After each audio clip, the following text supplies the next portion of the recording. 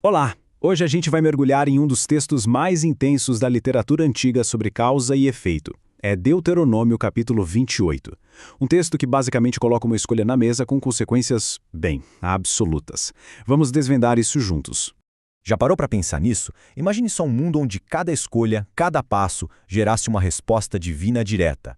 Uma resposta que não dá para escapar e que ainda por cima é descrita nos mínimos detalhes.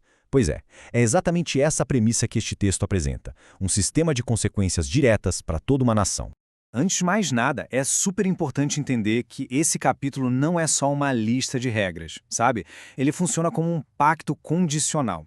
Basicamente, é uma grande declaração de se você fizer isso, então aquilo vai acontecer, apresentada a uma nação inteira e definindo todo o seu futuro.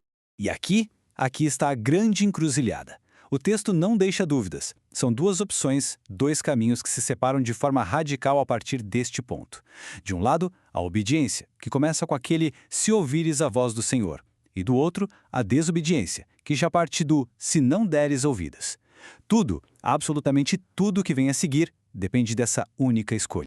Ok, vamos explorar o primeiro caminho então, o da bênção.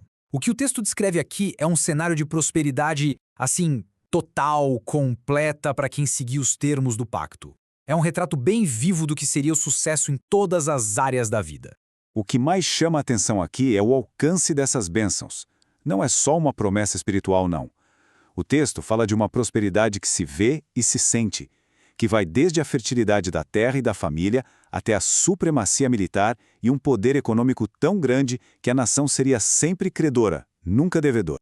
E essa frase, nossa, ela resume tudo de um jeito brilhante. O Senhor te porá por cabeça e não por cauda. Isso é muito mais do que só ter sucesso. É sobre liderança, sobre ter influência, sobre ser uma referência entre as nações. É a promessa máxima de status e de controle sobre o próprio destino.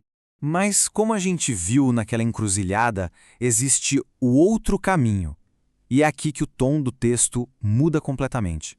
Fica sombrio, pesado. Vamos agora analisar o caminho da maldição, que na essência é uma inversão de tudo o que a gente acabou de ver.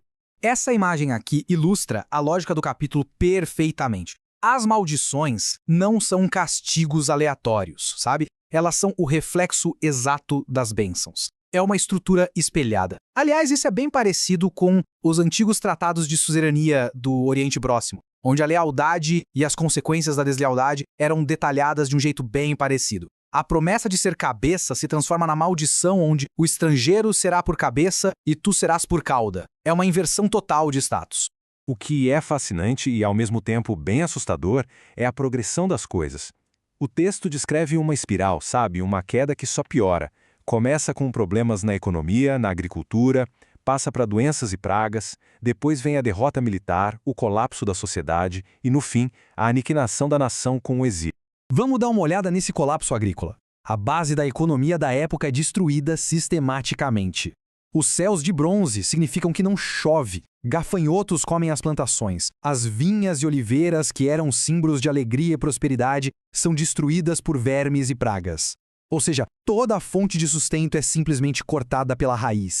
E a destruição não para no mundo exterior. O texto descreve um ataque ao próprio corpo e à mente das pessoas. Doenças físicas como as úlceras do Egito e uma sarna de que não possas curar-te. E também aflições psicológicas terríveis, como loucura, cegueira e uma confusão de coração. É um colapso total do bem-estar.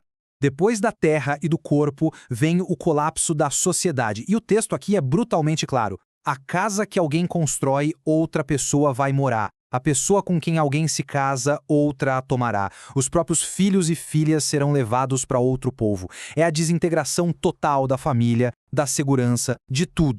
E aí a gente chega no clímax da punição nacional, o exílio. Essa citação é de arrepiar.